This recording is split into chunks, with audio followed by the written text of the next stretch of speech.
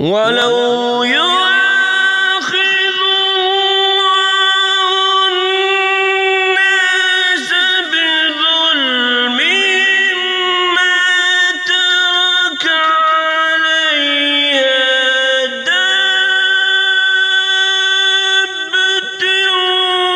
ولكن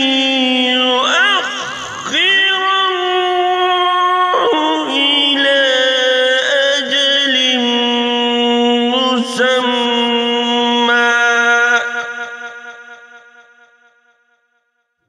وإذا جاء أجلهم لا يستأخرون ساعة ولا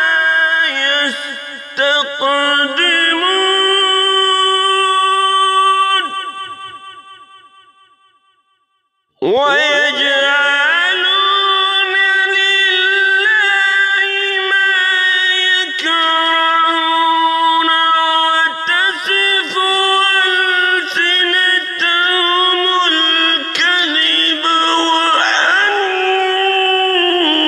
وأن لهم الحسنى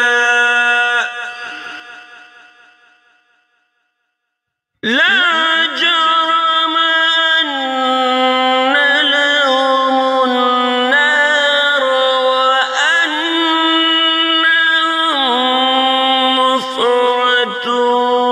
مفرطون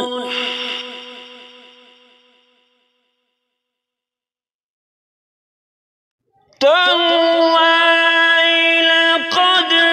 أرسلنا إلى أمم من قبلك فزين لهم الشيطان أعمالهم وهو وليهم اليوم ولهم عذاب أليم وما أنزلنا عليك الكتاب إلا لتبين لهم الذي اختلفوا فيه وهدى ورحمة لقوم يؤمنون والله أنزل من السماء ماء فأحيا